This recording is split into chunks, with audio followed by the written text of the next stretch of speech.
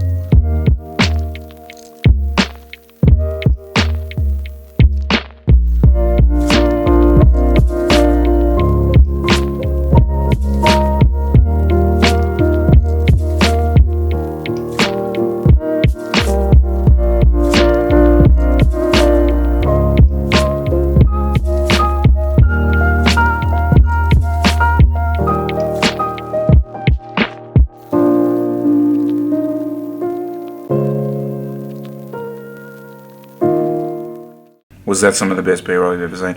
And I'll tell you what, I'm going to warn you right now, there's going to be quite a bit of B-roll this weekend, and the reason is because we are in a place that looks like this. We're down here at altitude 1260, which I have to say reminds me of that thing in Parks and Rec. I'm Tom Haverford, one of the founders of Pawnee's hottest new company, Entertainment 720. You know, that media. I'm off subject. Kind of out of a dozen of us down here.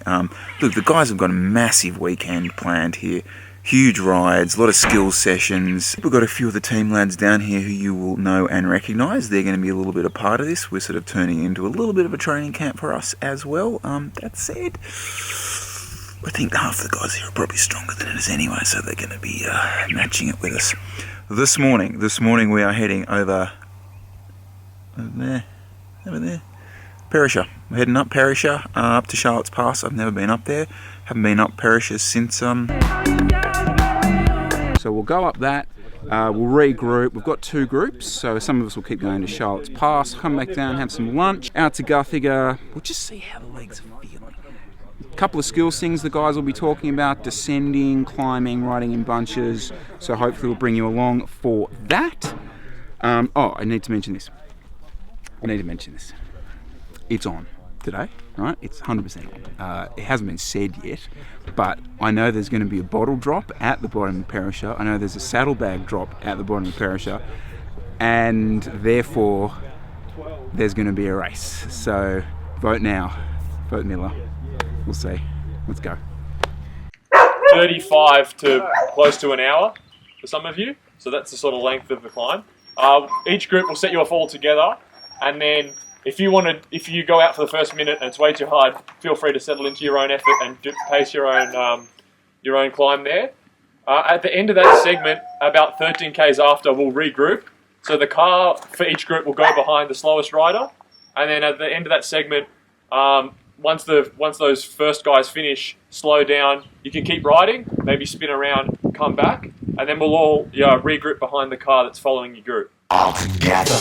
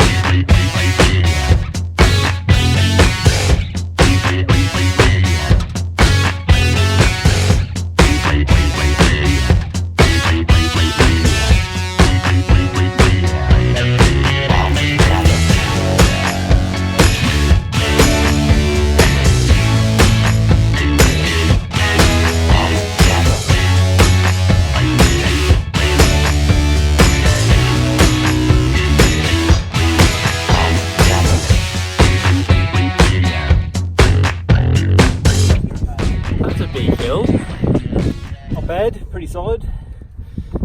Didn't see you boys for long. How did your ride though go compared to like what you were aiming for and everything? Probably a few less watts, but probably a reasonable time. Yeah, pretty good. Boys took off from that climb. Oh, that was... Everyone was straight out the back. I wasn't expecting it. Jimmy was just like, 20 meters in front of me, just like, so close. Man's from the north side of Dublin. Hello. Has done many a Hoth Head loop in his day.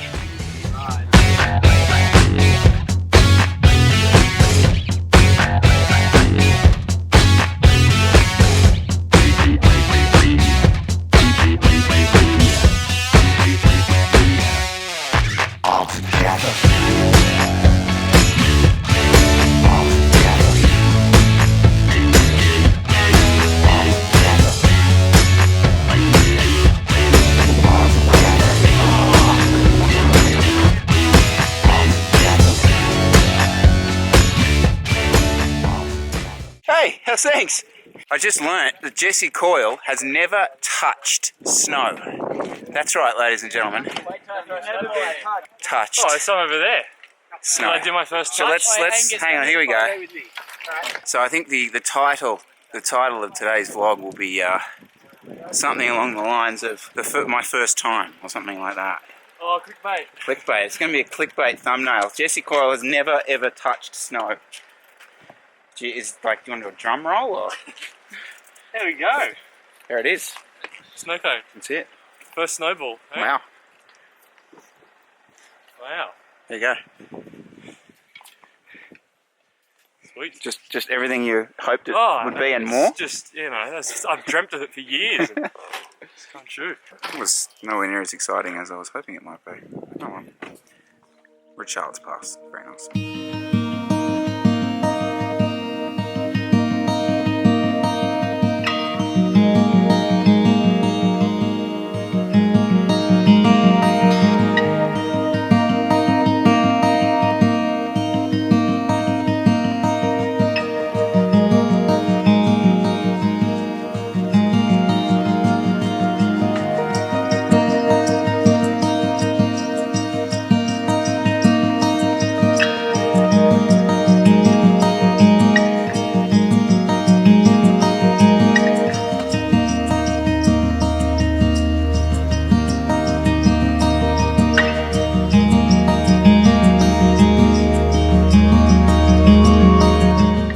Big sort of stuff that the guys were hitting is obviously that weight in the outside foot, but also taking corners a lot later than you initially think. So that idea of just going through the corner a little bit further before actually coming back and trying to take the apex. So that's what we're going to go now and go and work on with some descending.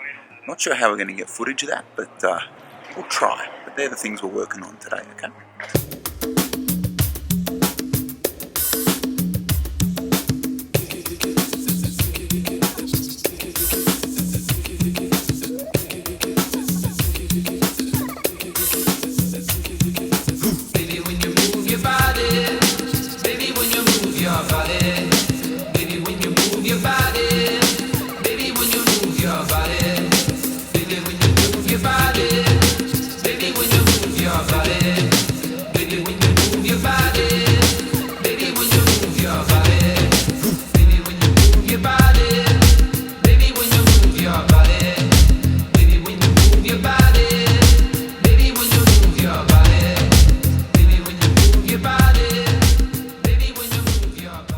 I think everyone's feeling it a little bit, so it's good. That's what we wanted.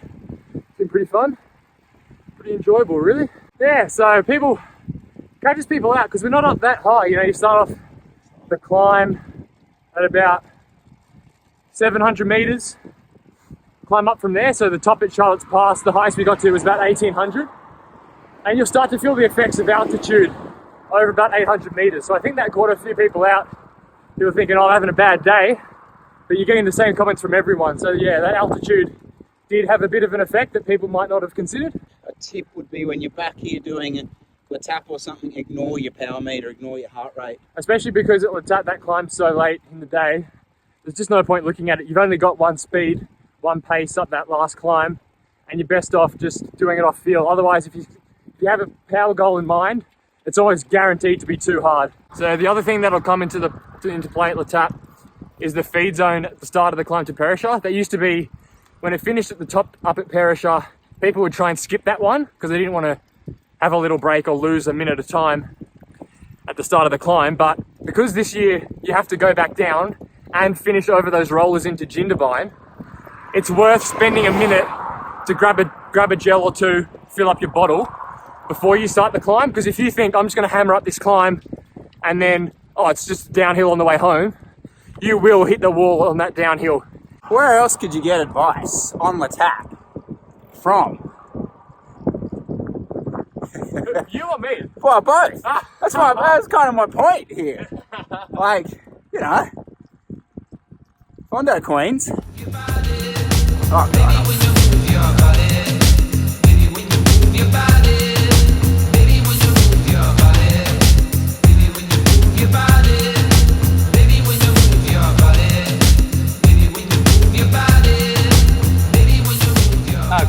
Good. Tough. The 40 minute was pretty tough. Yeah, been out a couple of times, so. But not with the group though. Group was much better. Going up definitely much faster. Yeah. And descending as well. Yeah, so descending was much faster as well. So. I'm putting it down to that. I couldn't put any power today. I looked at my numbers and I thought that was terrible. And we haven't done massive elevation, so like 2,000s, 100Ks, and I feel like I've done double easily. So I'm not sure what tomorrow is going to bring. Slow day. Altitude, especially not really at the bottom, but like at the second half of the climbs, you're up above 1,200 meters. Yeah. It gets you. Yeah. So that's all of the above. I'll put it down to that.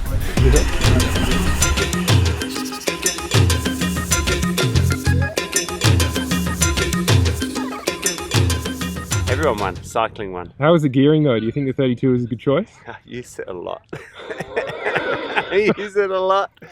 I was just like spinning 95, 105, even when I was in zone 2. That's the way to go. What about the second climb of the day? You just didn't go for it?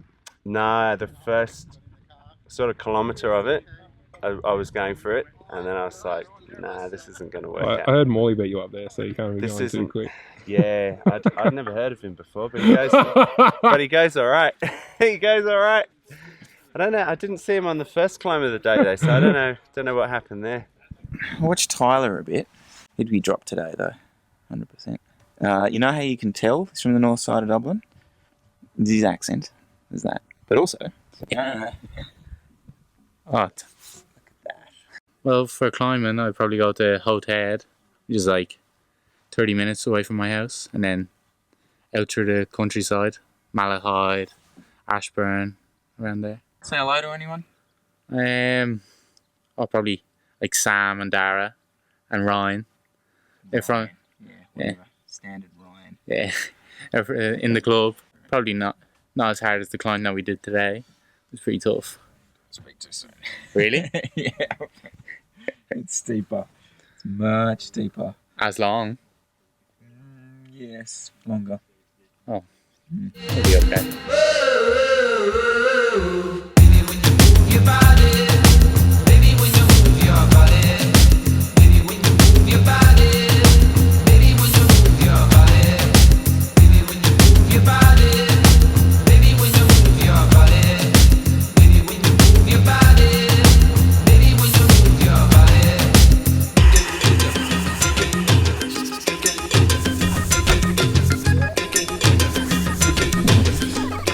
Luckily we got through the day without anyone with any major injuries or illnesses or anything like that, so yeah, we're just offering anyone that comes on the camp a little rub down. Most cyclists out there know that you feel pretty good the day after a rub down. It's a little bit of scientific evidence that you can actually perform a little bit better if you get a little massage. It's not going to fix anything, not going to really change anything massively, but you might feel a little bit better on the bike the next day, so we give all the guys the opportunity to come and get a little rub down. Maddie offered herself up for this, but maybe Maddie didn't. She said she did, I think she said she still hit like a 20-minute PB power. But if you watched her going up Perisher, the major climb to Perisher, she was hardly breathing. So, I don't know. Bit of a Chris Miller there. Hardly breathing and says... There's enough snot coming out of me to bloody spill out. You should get some footage of these pipes at the moment. You're clearly on good form. Jeez. Yeah, vain life. I'll give the vlog a sneak preview. Oh. Chris Beavers. Yep. He's done a 37-minute Perisher. which is ahead of some of the race team guys, and he did it all into his own wind because he left us all behind. So coming from the second group to do a 37-minute, super impressive. Send your EOI in, Chris. All right, we'll leave you to it. Nice one, Nick. I didn't pan down, don't worry. You're all good.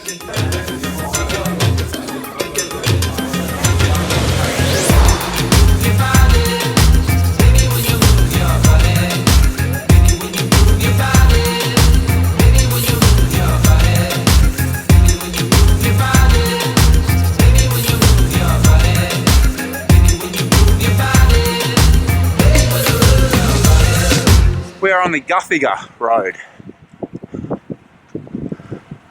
which is particularly beautiful. A little bit hilly. Thoughts? Not hilly at all, we're super fit. Did you hear that? Due to our Nero performance coaching, this is basically downhill. Just don't ignore the breathing.